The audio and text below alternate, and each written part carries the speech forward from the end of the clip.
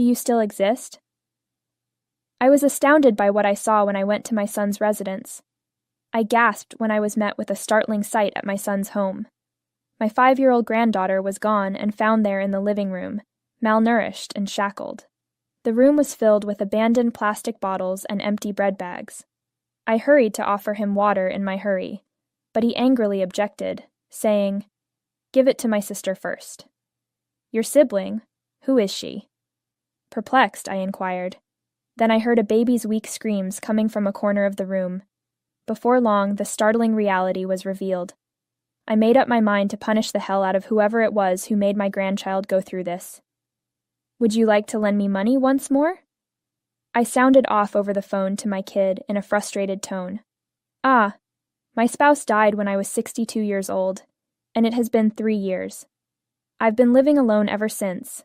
I have not had any financial troubles because I have worked for a long time, and because my spouse left me a sizable legacy. But for now, my son Ethan, who moved out already, is my biggest worry. Even as a working adult, he has always been irresponsible.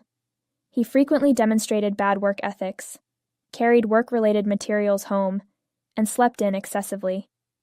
His work history was characterized by frequent job changes and sporadic requests for financial assistance.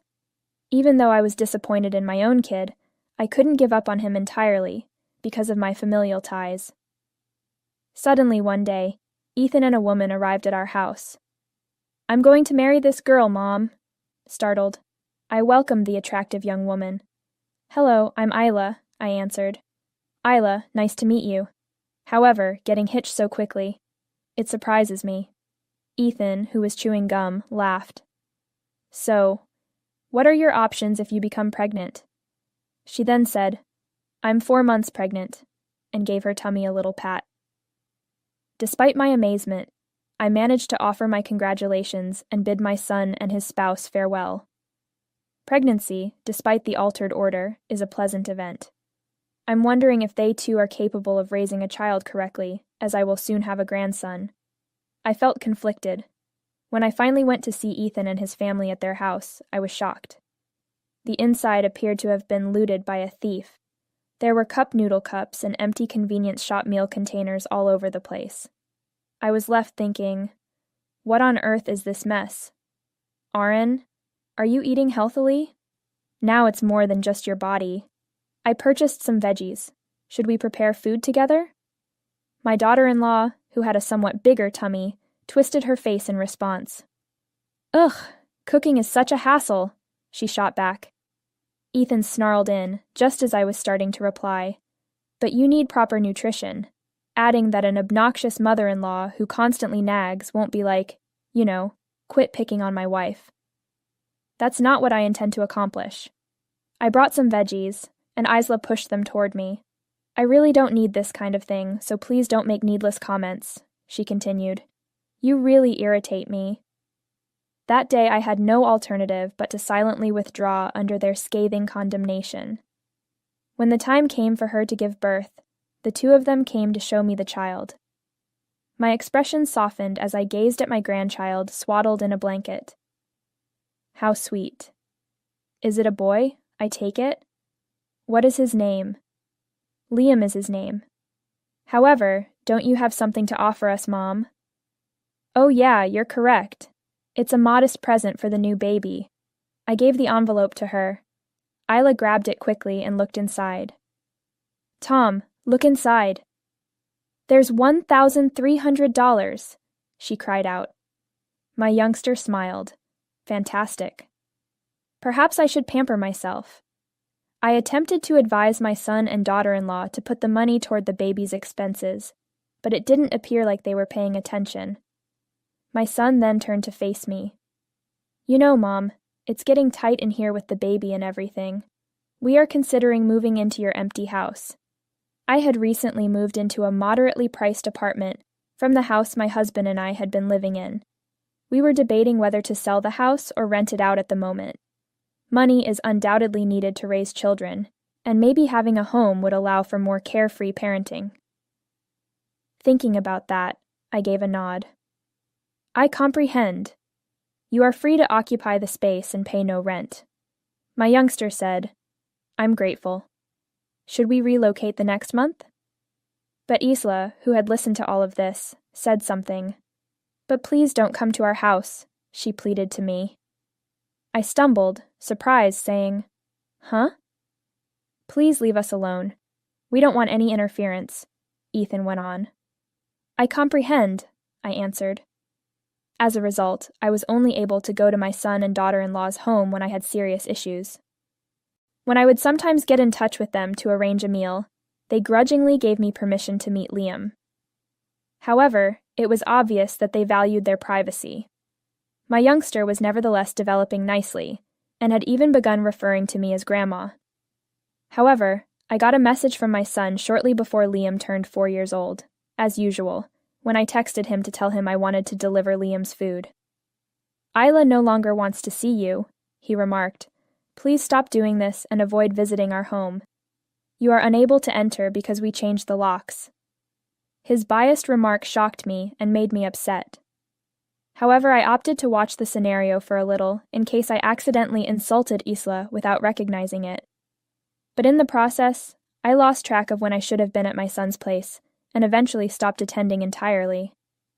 Every now and again, for whatever reason, I would get hesitant, terse answers from Ethan. "Liam is 5 years old already, is he not?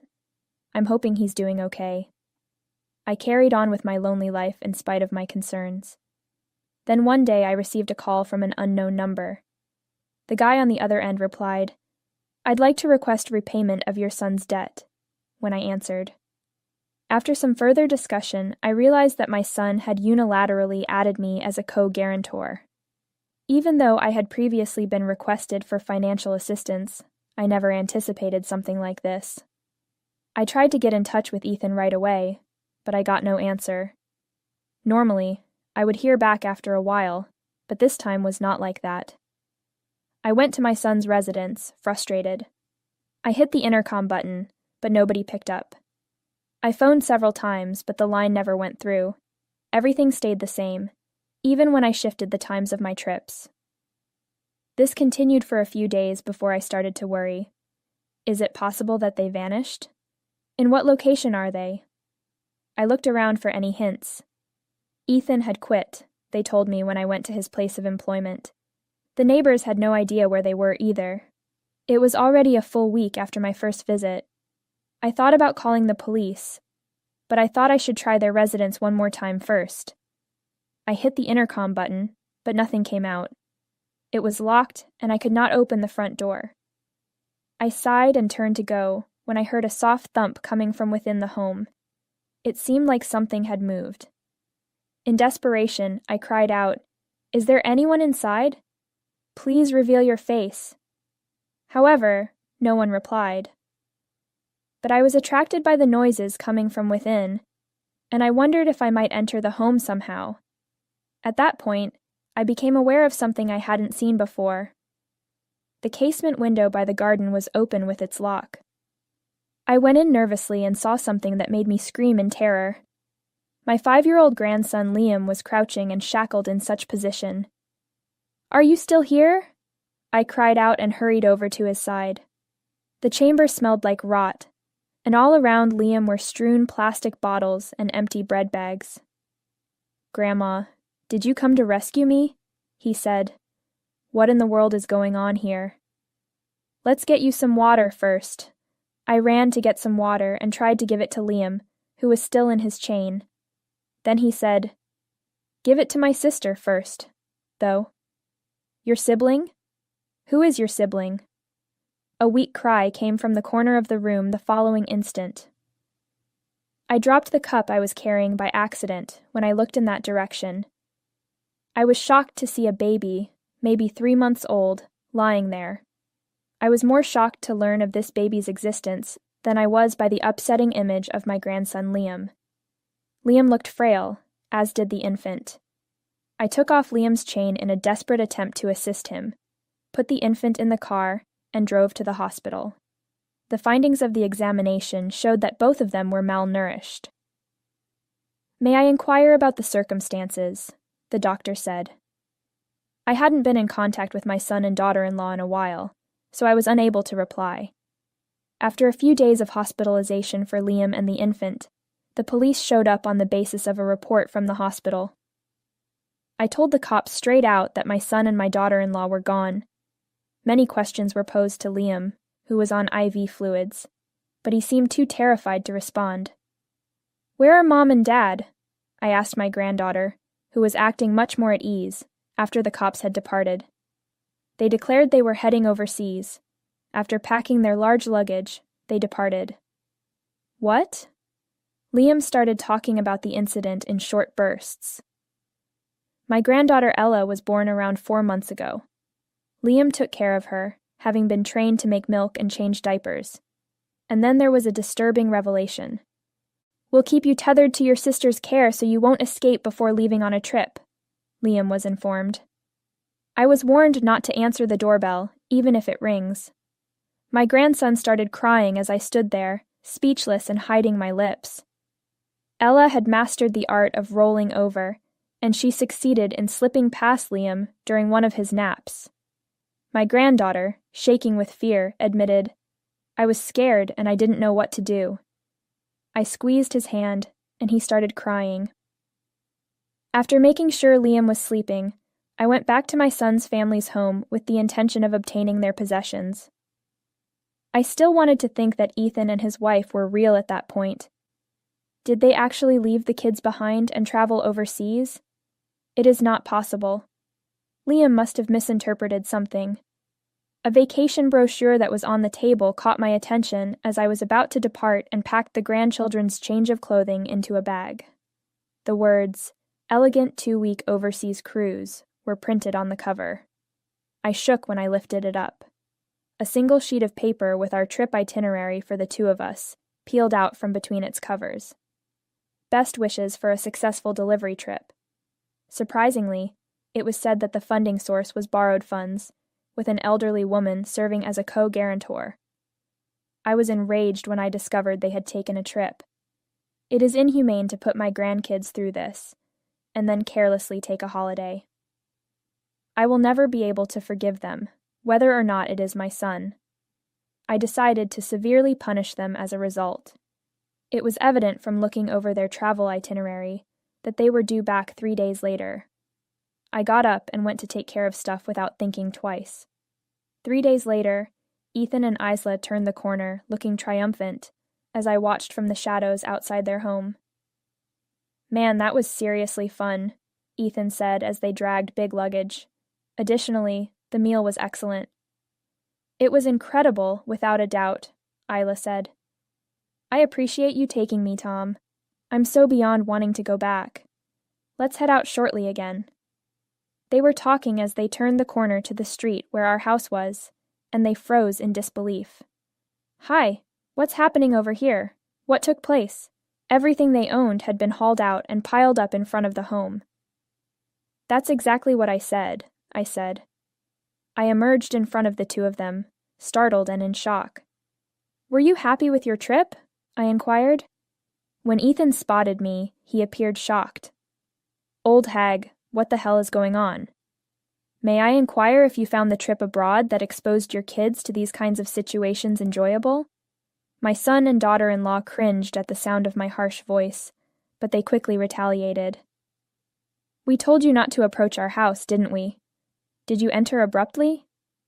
I exhaled. I would not have continued if I hadn't been unintentionally appointed a co-guarantor. I gave in when I saw that window open. Furthermore, I am the owner of this property. Is anything wrong? Subsequently, Isla appeared as though she had been shocked. "Wait a minute," interrupted the daughter-in-law. "The children are missing. Let's examine them." I said, "The kids are in the hospital right now. The hospital is taking good care of them." Their expressions suddenly showed astonishment when they heard my response. "You provided them with food and water, but not enough of either." They were out of supplies when I discovered them. Hospitalization was unavoidable because of their inadequate nutritional status. My son and daughter-in-law tried to say something, glaring at me, but I cut them off right away. I went on. "In addition, Ella has mastered the art of rolling over and has moved past Liam's grasp while wearing a chain. She might not have lived if I hadn't discovered her in time. Isla's embarrassed look was evident when I talked sharply to her, but Ethan gave me a hard time. It's all right, they're still alive in the end, but the house is the focus right now. What makes the possessions outside? I have no intention of letting you live here, who have committed such despicable acts, I then said. Please go. I've chosen to list this house for sale. My son and daughter-in-law were astonished to hear this and started berating me. You old hag, stop being so silly. Such despotism is not going to stand. Give the kids back the house. I turned to face my kid at that same time and remarked, Ethan, it appears I raised you incorrectly. It's really terrible that you can't work, that you burdened your parent by becoming a loan guarantor, and now this. You are no longer my son in my eyes. Ethan, who had stopped talking, cast a sidelong glance. I turned to face his wife this time. Isla, are you aware of the children's vulnerability? What on earth were you thinking, letting 5-year-old Liam look after your infant? You don't deserve the title of parents after causing such anguish to those children. My stinging remarks left the pair stunned, but my kid exploded with irrational rage. It doesn't concern me. Permit us to enter. I call this place home. I said calmly, well, even if there is a home, you won't be able to return for a while. At that moment, the son and daughter-in-law simultaneously cried out, What? Just then, the far-off cry of a police siren got closer. Have you reported us? If so, they've completed it already. I handled it earlier since the police told me to let them know when you got back after your kids were brought to the hospital, I stated matter-of-factly. I observed as my daughter-in-law's face became pale, and she started to shake without altering my attitude. Tom, how should we proceed? Will we be taken into custody? Dealing with the cops is more than I can handle. Ethan clutched to me happily at that time. Mom, please make everything right for us. Tell them we're not guilty. We'll perform better going forward, I swear. Please, Isla said. Please, I beg you. Her face smeared with mucus and tears. And so, with unflinching resolve, I made my decision. I refuse to pardon you. I cut all links to my family today. There is no denying the crime you have committed against your children. Think about it and offer an apology. The son and daughter-in-law mumbled as they sagged in their chairs. But a police vehicle pulled up just then. I detached myself from them and watched them being dragged away. Following their police interrogation, Ethan and Isla were found guilty. They spent a considerable amount of time in custody, and even when they were ultimately freed, they had nowhere to go. I filed for custody of my 2 grandkids through the judicial system. My son and daughter-in-law resisted, but in the end, I was able to challenge their actions and win. They currently reside in an unstable, dilapidated flat after moving far away. It's doubtful that they'll find steady work again after this occurrence, considering the media attention it received. Still, I have no compassion for them. However, I am parenting my 2 grandkids with all of my heart. Ella is at her cute period and has started talking. Liam assists with home tasks. Despite my hectic life, I feel that every day is meaningful because of my grandkids. I'll keep up my health maintenance and try my hardest for the